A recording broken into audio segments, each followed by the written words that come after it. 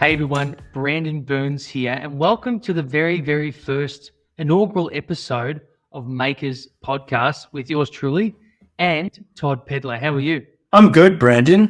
Good to be with you on this journey Absolutely. and talking about all things to do with Aussies who are making things. The unsung heroes of, not just Australia, but every country almost, because we were talking off air and it's almost like some of the most, unique inventions that we all use and have in our lives, often we'll find out where they were manufactured or who actually made them or came up with the idea. And it's shock. It's real shock because it's like you either don't pick the country or the region that has produced someone that would come up with that idea, or you're just fully blown away that it just wasn't what you were expecting. Absolutely. And I think we're conditioned to think that, that must have been, made in America or made in Germany because there's a natural instinct to think there's a certain level of manufacturing or precision making or design that just leads us to automatically think that these things come from certain places when in a lot of cases they don't. In fact, there have been some, worldwide discoveries and inventions that the world takes for granted that were developed and made here in Australia. Mate, It just goes to show that innovation does not discriminate. No, it doesn't. Yeah, so, the reason for wanting to do this podcast, and certainly with someone like you who's very well established in the startup community, is to meet people who are on that journey, who are making something. Might have started as a side hustle or, they actually got funding to go and build their dream business and dream product. So, we wanted to do this to meet those people, let them tell, hopefully what becomes a good audience to hear their story and for them to share, the trials and tribulations of building and making something. And for those of you listening and joining us for the very first time, to set the scene, I think it's important for people to know that Todd and I interacted, I reckon it was a good 6 or 7 years ago, really, for the first time, over LinkedIn. And I was lucky enough to interview you during COVID and hear about your story. And mate, for those listening, some of you will know Todd and others who are meeting him for the first time. What stood out to me was that you kind of been doing this entrepreneur thing and this tech thing for over 20 years, but you've done it in both the Aussie environment, which in some ways on the world stage is quite a smaller, more targeted environment. But you've also had that reference structure and that experience in America and in those bigger markets. And so it's awesome to be able to tap into you as more than probably you realize this for our audience, because there's going to be people tuning in that are launching businesses both here in Australia, but also maybe thinking about, should I go and do it, overseas? And I haven't done that, but you have, and it's quite invaluable. Yeah, I have lived in America. I went there to set up the US side of my software business, and that's been great experience. And my wife and I took our 3 kids, so we put them in school and we're there for a while and really got the opportunity to live and work in the States and connect with customers. And we have grown our customer base in the US, which has been fantastic. But it's a very different way of living. It is a different economy. It's obviously much, much bigger compared to, the size of the market here in Australia. And that teaches you a lot about how do you do more with less. You certainly have to be well funded if you want to tackle the US as a market. And I think a lot of people simply don't understand that. But being there, living there, gives you a great sense of perspective on really just how small and insignificant Australia really is. And the fact that we actually achieve what we do and we punch above our weight, we've got a lot to be proud in doing that because of the size of the market, and our population is relatively very small in comparison. So we do a lot of great things here, and indeed a lot of them are celebrated on the world stage. But I think, when you look at the last few years, we've come out of COVID and a lot more people are thinking about wanting to do their own thing, going to business for themselves. Highly capable people, well networked, very good at what they do, great critical thinkers, can execute. Lucky enough that they have the skills to build teams so they can scale an idea into an actual business. A lot of people are trying that. And I think, if anything, a podcast like this allows people to listen to the journey others have been on and are on right now to help them steer in a direction that benefits them. So that's why we're here. What I took from that also is, as a younger kind of entrepreneur or someone that's finding their way in that tech space, we often have to reference so many stories and journeys of entrepreneurs abroad. And if we were to kind of list out the ones that come to mind that are Australian sort of founded, we'd probably have about 5. One hand would cover Canva, Atlassian, then we start trying to scratch our brain. And the reality is, I agree with you, mate, we need more. But I think often one category that can get discounted, and I know this is something you're passionate about because you've obviously got great experience in SaaS and tech and digital businesses that can, in some ways, more easily cross borders and become a global business quicker. But what about all those people that are making hardware or they're making tangible products? And, conditions have changed, no doubt, and circumstances have with the impact of China, no doubt, and manufacturing in general becoming a lot more competitive. So there's an element to this where I think, I wonder if Australian entrepreneurs and makers are more or less encouraged to follow their journey through in 2024 compared to, say, 10, 20 years ago. And obviously someone like me thinks, well, there's so much that has changed that makes it harder. But I'm sure someone like you, with your outlook and your typical disposition, could say there's so much that makes it easier. And I'm keen to learn those things both with you, but also as we get makers and guests on the show to tell us how they've not only done it once and for the first time, but also again and again and again. Because really what we're looking for is to share repeatable behaviors and repeatable processes that you might be able to find one insight from that can allow you to have the confidence to say, yep, I'm going to continue down this path of making the world's next biggest thing. Yeah, and look, you hit a lot of things on the head there. And in fact, you covered a lot just in that 2 minutes. And where do I start? You're spot on. And I think, if we go back to what you were first saying, like, who are the big success stories, and you're spot on, like Canva and obviously Atlassian, who've been around longer than Canva. They're both software companies. And I think I can't speak to them in detail other than being an observer outside like everyone else. But I think they have very much a global first approach in what they do as businesses. So it's very natural for, you to think, well, my customers are going to be nearby and they're going to be close to me in the vicinity of at least Australia. But I think the big deltas between, what a company does locally and what a Canva does is the fact that Canva's vision is, well, our customers are around the world. And I think Atlassian certainly set that tone. So I think if you're starting out, it's like, well, how can I reach people in Europe and the US and Canada and South America with my product? If I'm doing software, what is the go-to-market strategy for that? And I think, to put it simply, it's about building a great product that solves a real need, a real problem, and it does it in a way that's very intuitive and easy to use and understand, and it's priced well. There's a lot in that, and trying to do that well and execute on that well is incredibly difficult, and a lot of people are trying every day to get that mix right.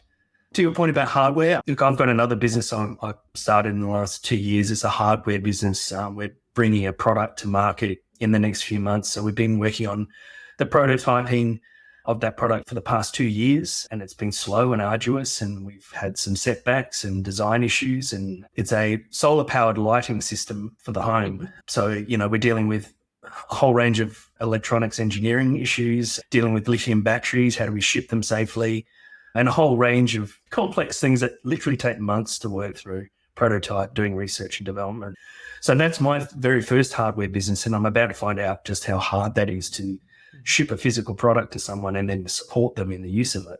And have we got the pricing right? What's the return rate going to be like? If we have one, I'm sure we will. So that's much harder than software, and I haven't even started selling the product yet. But the journey to get there is much, much harder. But the outcome is a lot different. There's a different level of satisfaction when you can physically look at something and pick it up and think, well, this came from a sheet of paper to a manufactured product. Is exciting. So look, back to software, I think, you were talking about, getting it right. Well, getting it right, but also, if you said to me today, right, do you want to make something that's software driven or hardware driven to go global? I'd be like, well, even though I probably know an equal amount about both scenarios, I feel like it'd be easier as a generalist to pick up the nuances around how to do it with software. But if I was to do it with hardware, I feel like what you just described, I'd be tearing my hair out. I wouldn't know where to start. Yeah. And look, I've always had a natural affinity to hardware. Back when I was a 10-year-old, I had an Apple II, as a kid, and I just marveled at the contour design of that box that came in, that showing my age now. But so, and then the iPod came along, and a lot of them have been Apple products, but they've also been other products from other manufacturers. So I've always loved the idea of hardware and actually making something physical and tangible. But to your point about software, I mean, I remember spending $30,000 for a Hewlett-Packard web server. Really? We sat in a co-located ISP, and today I can get 100 times the specifications of that server in an AWS account, pay $50 a month, and get the same. That was good marketing. But, so what's happened in 20 years, and yes, it's been 20 years, has been colossal in terms of what you can achieve now, and like all the boilerplate type templates that are on the internet. I mean, you can fashion together a SaaS product fairly easily. I agree. And you can build something in a weekend. Yeah, and you can outsource, or you can get other people to help you do the building and the making. But what about when it comes? Yeah, but what about when it comes to a hardware or an actual product?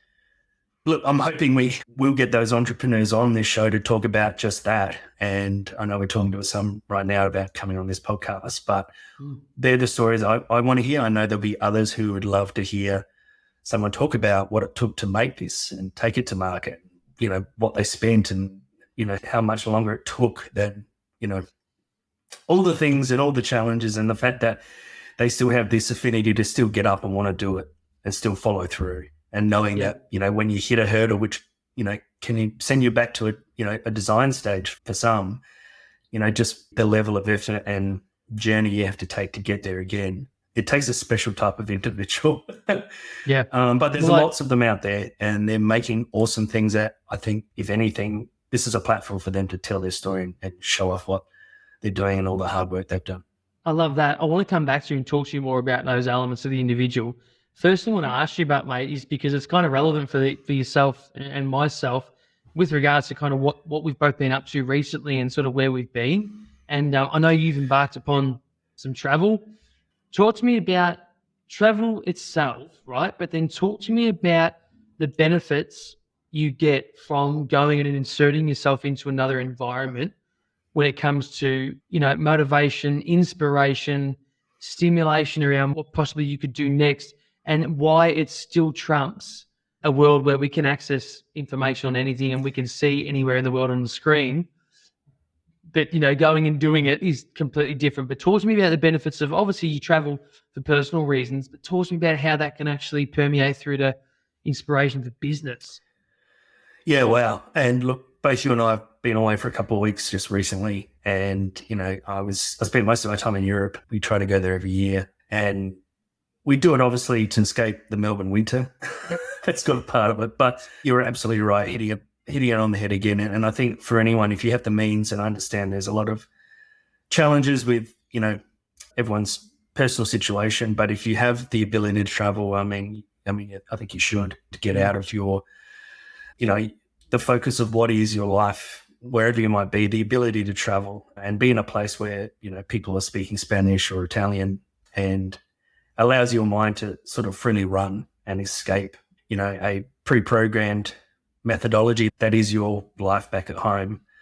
And it gives you it gives rise to the ability to think clearly for a while and think about the bigger problems and how to solve them and what's next. And I think you need to change your perspective to be able to do that effectively. What's cool for me is I feel like if I treat it as like an internal and external exercise, so internally, I really feel like when I travel, it just allows me to get out of the environment I'm in physically, which is just notoriously tied to what you do in that environment. So because it's where there's a process and a repetition you follow day in, day out, which is, everyday life. And your brain is it doesn't allow it to manifest itself beyond that process and routine. And it's very hard to think openly if you've got process and routine, essentially guardrails that your mind follows on a daily basis. Yeah. We're all in that same passion. I remember coming back and I kind of made a point of saying, I think it's more that the weather is impacting my mindset. And I'm like, no, I think it's more than that. I think it's the fact that it was like a shock to my brain for that pattern interrupt coming back into the environment that my brain associates with working. But externally, what I would say is I reckon the biggest benefit I got from traveling was getting to just be a fly on the wall. It's always like when you're traveling, right, and you're on holidays, you get to watch other consumers, but you kind of get to watch them from the outside looking in, because you're not really participating like they are, because they're in their regular environment, you're in your artificial holiday environment, but you kind of get to be side by side with these consumers, but you start to witness how they interact in their country and in their economy and in their environment. And honestly, it does make you inspired and think, fuck, I reckon there's an idea for a product or an innovation here that, or maybe there's something they're doing that you can take back.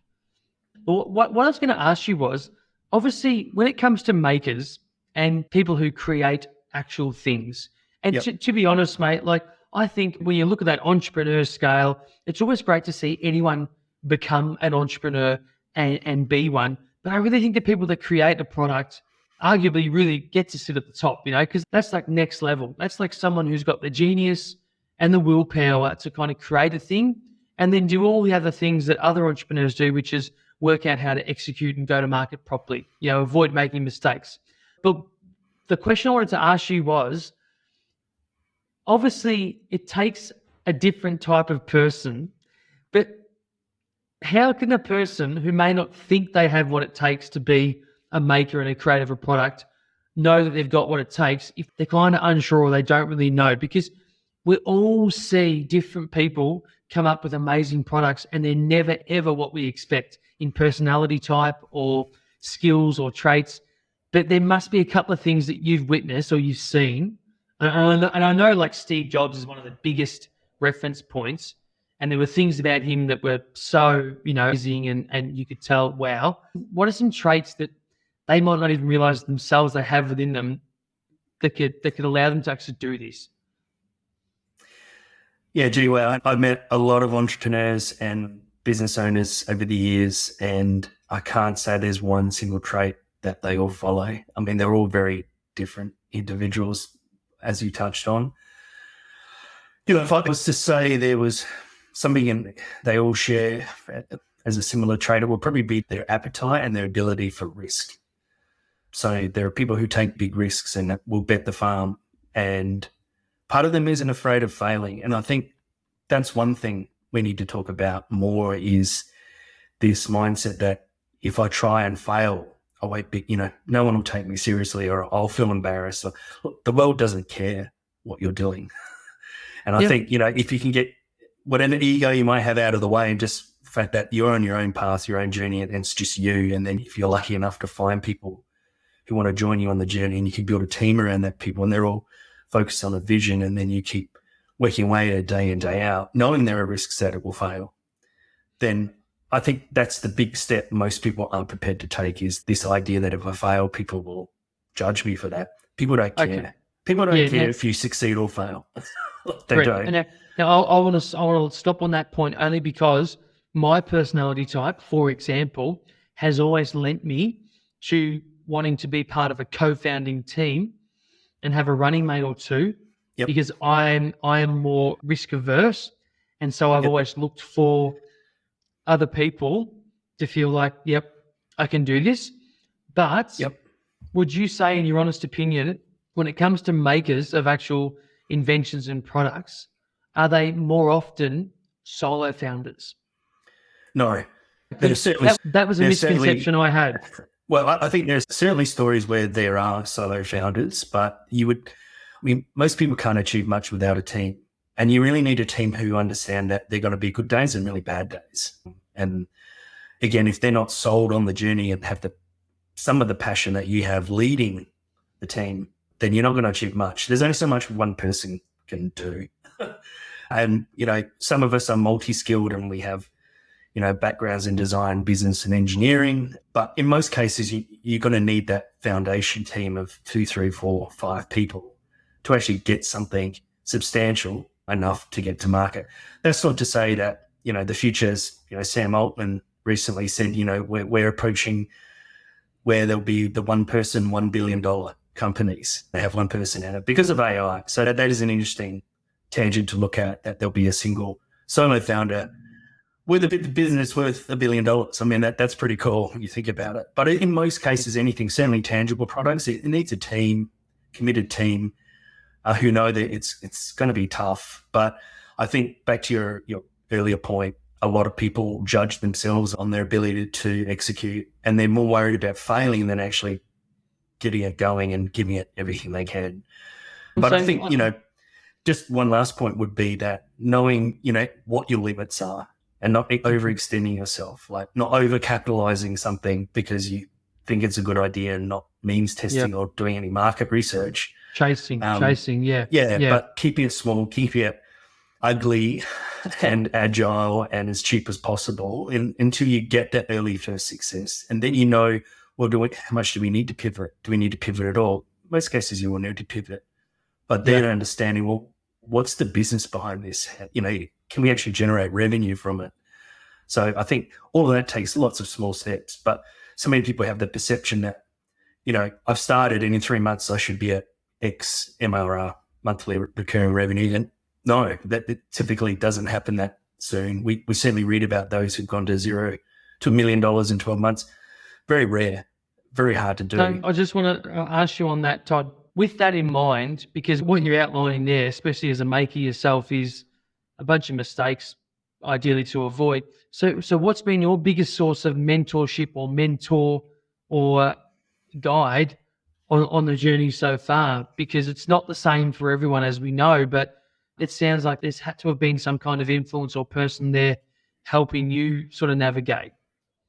Wow, there certainly has been. I think I've met a lot of great mentors over the years who are makers themselves. And, it's been great that there's a friendship there. They'll share their time. You can go, I was thinking of someone recently I hadn't seen in 2 years, and we literally went straight back into, where we were before, because there's an understanding and I think a mutual appreciation that we're both on a lonely journey that may just blow up in our face 6 to 12 months down the track. But there's an ongoing commitment to keep iterating and working at it. But other than that, just being inspired by other makers. And, mentioned Steve Jobs, but, there are plenty of other figureheads that titans in their various industries. And, we've talked to some of them, but it's following what others are doing. But I think for me, it's a personal belief in small steps will get you there if you keep working at it and not to rush the process, which is very hard because there's a lot of temptation to get to market first, be established, take venture capital to get there, and that doesn't work out for a lot of people, sadly. So know your limits and try and find the best people you can. And that sounds like common standard advice, but man, it is what it is. I mean, when you see a new company, come up who've raised money, you look at the team and you say, well, look at these people, they're handpicked, they've agreed to work together, and they're both excellent, individuals and great at execution themselves. But when they come together, there's 3 or 4 of them. Well, they can actually probably pull this off.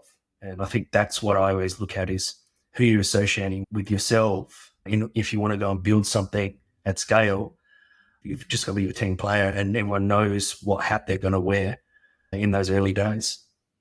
Okay, so on that, I have to ask, because this is our first introductory episode and we're kind of setting the scene for everyone. And I hope to this point, people have kind of got the gist that we really are wanting to showcase awesome makers. We want to share the template, if there is one, or even just ways in which those makers have made it easier for themselves. But I want to ask you, Todd, because we spoke about this a couple of months ago and it's kind of evolved to a degree and it's great to see, right? But why now? Why did someone of your stage in your journey, why now? Why did you want to do this now? What really made you feel compelled to go, I need to do this? And what are you hoping that people will be able to take away from this? Yes. And as we've discussed off camera, Australia's at a point where we need to celebrate people who are making things in this country. And there's some few things happening at a macro level that are going to influence the future of how Australia's economy is run, how it grows. And there are industries that we've relied on for decades that are changing or they're shape-shifting right before our very eyes in real time. And I think, Australia needs to return to its roots as a country filled with people who can make things. And you look at other countries, I was in Vietnam at the beginning of the year and they've got an electric car company called VinFast. Awesome product. Awesome. And see, Vietnam's got an electric car company. Yeah, and Australia has no car industry at all. So we don't make any electric vehicles in this country. And that's just one tangent. So you go to a place like Vietnam, case of Vietnam, great country. I mean, if you haven't been, I encourage you to go and check it out. But to be there and see up front that here's a country that's got together and made and now exporting their very own electric vehicle says a lot about where Australia isn't in the global framework of innovation. Yep. And if you look at something as boring as, where does Australia fare in the global index, the innovation index, we've actually fallen many places and it doesn't look good. So I think, if anything, it's getting a platform for people who are making something to have their say, and for those who are interested in what we're doing to tag along and, listen and learn from people who are making things, because I think we need to create a culture where we can return to our manufacturing roots, we can make things, we can export them. So that's the gist of this. And I personally just want to meet other successful makers who are doing all sorts of things, and it's very cool. So, okay, love that. Here's one for you. I'll share one as well. I'm happy for you to go first, mate. But I really want to ask you, what is? And I reckon we should ask our guests this question as well every time they come on. But what's blown your mind recently, whether it be an invention or a disruption, or something you've seen as a product in another environment that hasn't hit Australia yet, or some form of step or leap, that we've made that's made you go, what the fuck? I cannot believe we're here. We've got that now, or it's happening, has there been one in particular? There's many. Yeah. But one, so part of what my software business is currently doing is we brought to market a product this year, which is an artificial intelligence. So we're using an open source large language model to build a product that will sit on clients' infrastructure and infer their content securely, privately. So we're not using any APIs from OpenAI or using anything like Gemini from Google. We're using an open source LLM. And I think what shocked me is the speed and precision at which LLMs, certainly in the open domain, have evolved just in this year. Yep. And you wonder, where's it going to be a year from now, 2 years from now, 3 years from now? So, we always know Moore's law, things, double, triple, quadruple. Go back to Moore's law. We're beyond Moore's law. This is something new entirely. And I think what blows my mind is we're only at the very early stages of AI. And we will be in a short amount of time, not what we've been used to with other historical inflection points taking a decade or 20 years. We're talking months. And then, what will happen in a few short years is amazing what's happening. Mm-hmm. So, we could do a whole show just every week on AI, because that's how fast things are progressing. It's almost like a weekly sprint of new things coming. Yeah, so watch this space. And it still amazes me every week when I read something that someone's done or released. It's like, wow, we already have that. Sorry. Well. How about you, Brandon? I'm going to dull it down a little bit for a second. I'm not going to go into large language models. That's very much your domain, Todd. But, given that I've just returned from Thailand with family holiday, and we've gone to a third world country, but a big market and a big population. And in that type of market, it's heavily tourist driven, and it's people that are just sort of, surviving day to day and for the day-to-day life. I think it's actually quite fascinating how much innovation comes out of places like that, with products that are literally things that have been cobbled together to be practical. So they're not by no means a brand or a patented thing or anything, but it's amazing how practical and useful people in those environments can be. But what I would say has blown my mind, to be honest, Todd, is the reinvention of Crocs as footwear, but more importantly, the gibbets that have accompanied Crocs, and, the rise of the fashion that's associated with dressing up the Crocs that you wear with accessories. And it hasn't discriminated across genders. My son has gibbets on his Crocs as much as my daughters do. And I just can't believe that there's been this real renaissance of the Croc, which was something that was kind of cool for 5 minutes 15, 20 years ago, and then became really daggy. Yep. And now it's back in, and also, everyone's accessorizing, and so there's a whole lot more rubber waste being contributed to the environment, arguably, and a lot more product out there. But you're buying a pair of Crocs in Australia, Todd, for like $100 Australian dollars. You're buying gibbets for like $5-10 each, and I just look at it and I go, oh wow, like, was it as easy as going and getting a celebrity influencer to endorse Crocs all of a sudden, and because you picked the right person that young people gravitate to, it just sells and it's that easy?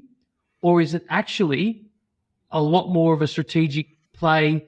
And honestly, mate, these are the types of stories that I'd love to unpack on the show, because when I look at that example, wouldn't you agree that it's nothing new, but it feels No. like it's an old strategy reapplied to obviously a product or a brand that's gone off the nose and it's gone nowhere, and someone's applied a formula that can obviously work to reinvigorate. And whoever did that, I'd love to meet them, because we didn't need any more Crocs, did we? But all of a sudden we have a lot more. So, I mean, when you look at that, mate, what's your opinion? Do you think it was as simple as just rejigging the brand with celebrities and influencers, or is there Who more knows? play? And look, who knows? And I think it's in the same space as, Pokemon or the fidget spinner. Why are these social impetuses that drive, usually in our kids, teenagers, that follows on and becomes a trend, or, even for a moment, and then it's rebirthed 10 to 15 years down the track? Who knows? I think obviously the advent of social media, people on TikTok, driving an understanding or appreciation of something, you're going to have a tribe that follows that. And then that's replicated down to the grassroots level at this school and then that school. And then 3 kids play onto that, and then 10 kids over here. Then you have, almost like societal awareness. Like, kids are in the street, seeing other kids doing the same thing, and there's an endorsement. So why do these things happen? We don't know.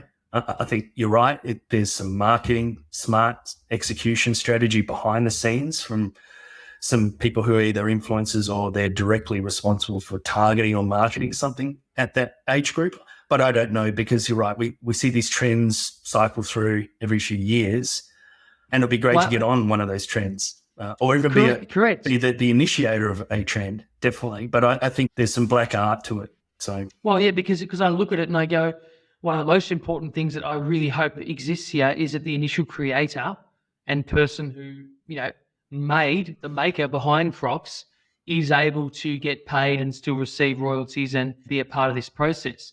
The best example worldwide often is we talk about when we hear a remake of a song, a really famous piece of artwork, and often there's a really good system in place that sets up the original maker, the creator, the first songwriter, to be covered and to be included in the process to approve being remade.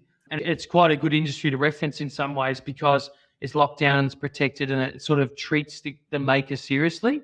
I mean, for another episode, because I almost feel like, Todd, I want to spend an entire episode with you unpacking the rise of e-commerce, but also websites like Temu in China, and the rise of these websites and these e-commerce behemoths, which have become really good at Alibaba as well, at making things and kind of being incredibly bespoke towards individual consumers, and making it more about a really tailored product rather than a brand. And how there's a whole movement in the industry that exists around that now, which a lot of consumers are much more acclimatized to. Yes, there's still people that want to buy their Prada and their Guess and their Chanel, and that'll always be.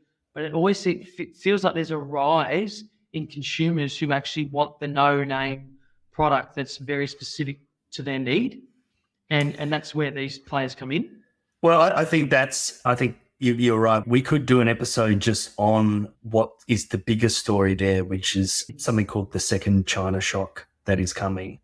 So we had the first China shock, which is obviously China's influence in the global economy when it comes to products and services. Well, we're actually, at the precipice of the second China shock, which is we're going to see a huge influx of Chinese products in Australia. Hence why a podcast like this little old podcast to promote what Australians are making that may be successful on the global stage is fundamental to offset what is coming. And I don't think most people really appreciate what is coming. Yeah. Well, But yeah, that's worth its own episode to unpack and talk about some real factual understanding of what's happening with China and its influence in the world.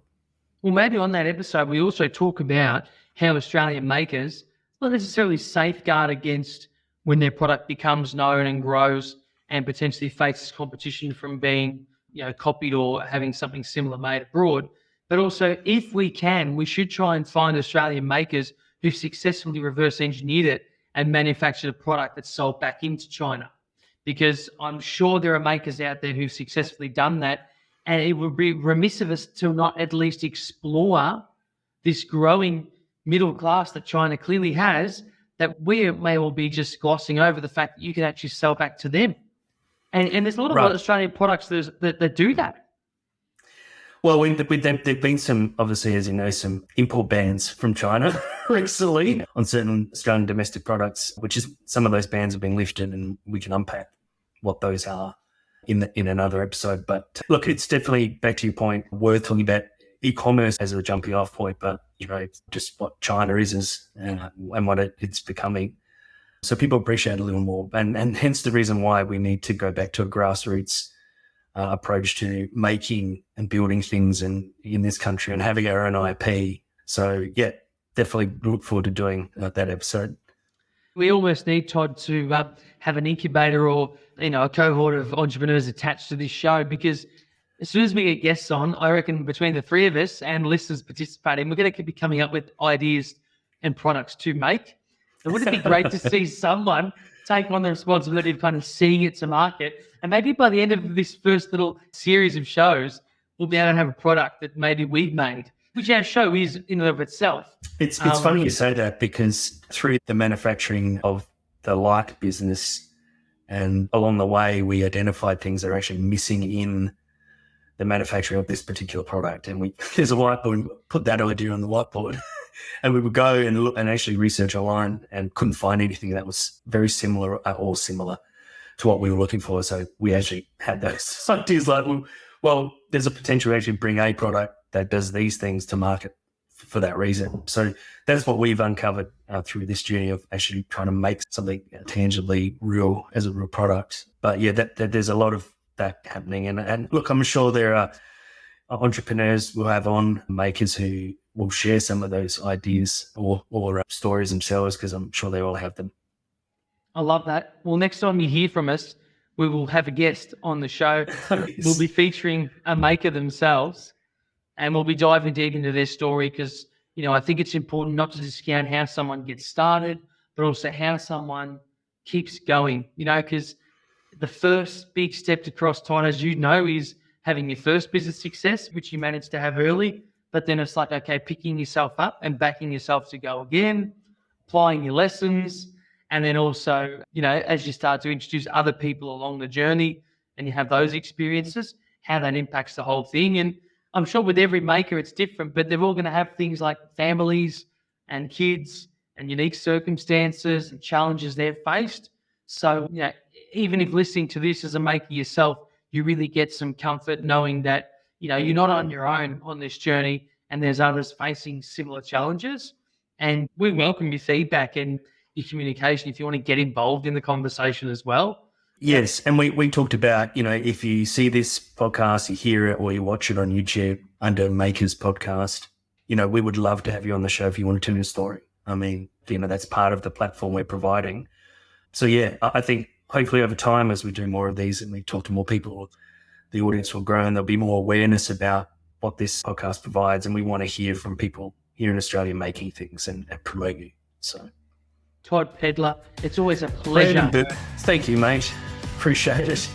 See everyone on the next episode with our first guest. Can't wait. See you then. Take care, mate. Thanks.